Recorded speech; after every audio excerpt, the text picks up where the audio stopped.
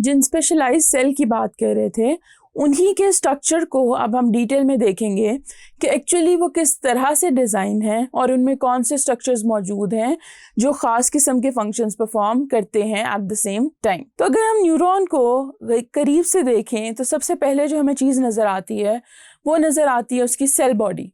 उसका जो upper portion है जो फैला हुआ है, जिसमें काफ़ी ब्रांच सा स्ट्रक्चर है, उसको हम कह रहे होते हैं सेल बॉडी। अब सेल बॉडी क्या है? It is a mass of granular cytoplasm and cell membrane.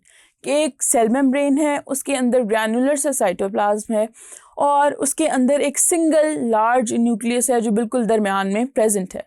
उसके अलावा कुछ ऑर्गेनेलीज वगैरह प्रेजेंट होते हैं इसके अंदर। We have Golgi operators, mitochondria और छोटे छोटे डिफरेंट ऑर्गेनेलीज इसी रीजन में प्रेजेंट होते हैं। इसके अलावा अभी हमने बात की थी ग्रैन्युलर साइटोप्लाज्म की। तो जो ग्रैन्यूल्स प्रेजेंट हैं वो किस चीज़ के हैं? वो ग्रैन्यूल्स जो हैं उनके अंदर क्या हैं? राइबोसोम्स हैं और एंडोप्लाज्मिक रेटिकुलम है। और ये दोनों के दोनों जो हैं ये प्रोटीन सिंथेसिस से रिलेटेड हैं। जो भी सेल को प्रोटीन्स चाहिए होती हैं, उनकी सिंथेसिस जो करनी होती हैं वही इन लिसिस ग्रैन्यूल्स के थ्रू हो रही होती हैं। नेक्स्ट जो चीज़ हम नोटिस करते हैं those are dendrites. Cell body के ऊपर ही काफ़ी सारे ब्रांच से स्ट्रक्चर्स हैं और उन स्ट्रक्चर्स को हम डेंड्राइट्स कहते हैं। अब ये क्या है? काफ़ी शॉर्ट हैं, थिन हैं और हाईली ब्रांच्ड हैं और ये बेसिकली साइटोप्लाज्मिक एक्सटेंशंस ही हैं कि साइटोप्लाज्म में एक्सटेंडेड पहुंचा हुआ है। अब they are gradually tapered from their basis to their tips, के ये जो बेस है उस पर थिक है और टिप्स पे जाएं तो ये काफ़ी थिन हो जाते हैं।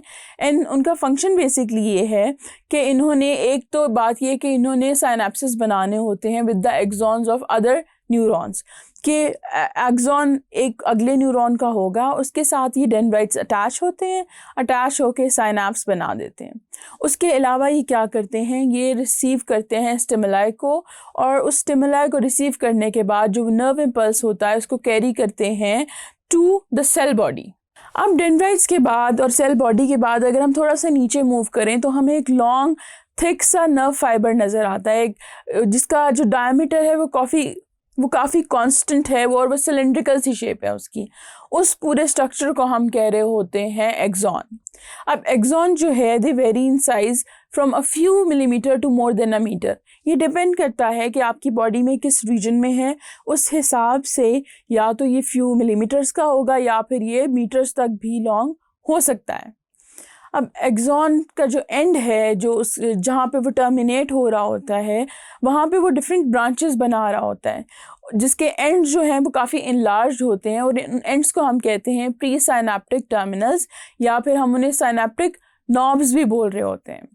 अब जो इनका फंक्शन ये है, इस पूरे एक्सॉन का फंक्शन ये है कि उसने कंडक्ट करना होता है एक्शन पोटेंशियल को from the neuron cell to the pre synaptic terminals, के वो सेल बॉडी से जो भी वो लेगा इंफॉर्मेशन वो उसको आगे कैरी करेगा कि वो प्री साइनेप्टिक टर्मिनल्स तक पहुंच जाएं। दैट इज़ कि ये करता ये है कि ये कंडक्ट करता है signals away from the cell body. फिर एक्सॉन के अंदर ही कुछ और स्ट्रक्चर्स हम नोटिस कर सकते हैं। उसमें से कुछ स्ट्रक्चर्स जो हैं वो इम्पॉर्टेंट हैं कि वो एक्सॉन्स को न्यूट्रिशन और प्रोटेक्शन प्रोवाइड कर रहे होते हैं। हमारा जो नर्वस सिस्टम है उसके अंदर न्यूरोग्लिया और ग्लियल सेल्स होते हैं जिनका काम ही ये है कि उन्होंने सपोर्ट और नरिशमेंट प्रोवाइड करनी होती है हमारे न्यूरॉन्स को। तो जब से सबसे पहले सेल्स हैं वो हैं शिमॉन सेल्स। ये क्या है? ये न्यूरोग्लियल सेल्स हैं और ये हमारे पेरिफेरल नर्वस सिस्टम का पार्ट है और ये हमारे पूरे जो एक्सॉन फाइबर्स हैं उनको ऊपर रैप किए होते हैं, उन्हें कवरिंग बनाई होती है उनके ऊपर इन्होंने। फिर शिमॉन सेल्स जो हैं they are also covered by a fatty substance जिसको हम कह रहे होते हैं माइलिन शीथ। और माइलिन शीथ जो है ये एक इंसुलेटर की तरह एक्ट कर रही होती है पूरे एक्सॉन के ऊपर। यूजुअली जो शिमॉन सेल्स हैं ये सिक्रीट कर रहे होते हैं इस माइलिन शीथ को। अब इसी माइलिन शीथ की वजह से जो एक्सॉन्स हैं उनको हम कहते हैं माइलिनेटेड फाइबर्स, क्योंकि उनके ऊपर माइलिन की एक कवरिंग है। अब माइलिन की कवरिंग के अलावा कुछ ऐसे पार्ट्स भी होते हैं एक्सॉन में between the two Schwann cells जिनको हम कहते हैं नोड ऑफ रैनवियर, और ये वो पार्ट्स हैं जहाँ पे कवरिंग नहीं होती, यानी these are non myelinated parts of the neuron. अब अगर हम न्यूरॉन्स की टाइप्स की बात करें बेस्ड ऑन द फंक्शन कि उन्होंने कौन सा फंक्शन परफॉर्म करना है और उस हिसाब से उनकी क्या टाइप्स हैं, तो we have 3 types. The first one are sensory neurons. अब सेंसरी न्यूरॉन्स क्या हैं? ये कंडक्ट करते हैं nerve impulses towards the central nervous system from the sensory receptors. अब इनकी जो सेल बॉडी होती है ये एक साइड पे होती है, जैसे कि आप डायग्राम में देख भी सकते हैं कि सेल बॉडी एक साइड पे प्रोट्रूडेड है एंड उसके दोनों साइड्स पे एक शॉर्ट सा स्टॉक है।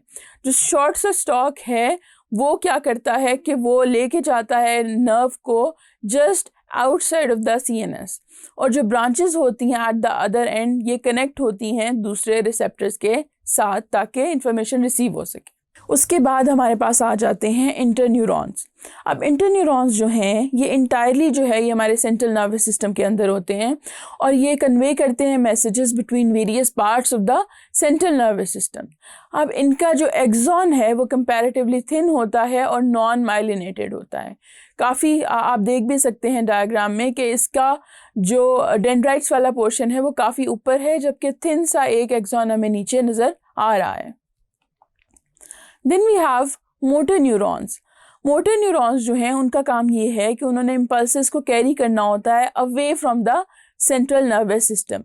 अब जो डेंड्राइट्स हैं ये क्या करते हैं, ये कांटेक्ट बनाते हैं दूसरे न्यूरॉन्स के साथ and within the spinal cord. अब जो टर्मिनल ब्रांचेस होती हैं at the far end of the neurons they are connected to an effector, यानी ये वो टाइम है जब रिस्पॉन्स प्रोड्यूस होगा। इफेक्टर कोई भी ऐसा ऑर्गन और टिश्यू हो सकता है जो रिस्पॉन्स प्रोड्यूस करे। For example a muscle could be an effector. तो इनका एक एंड जो है वो इफेक्टर के साथ ज्वाइंट होता है ताकि वो उससे कोई रिस्पॉन्स प्रोड्यूस करा सके।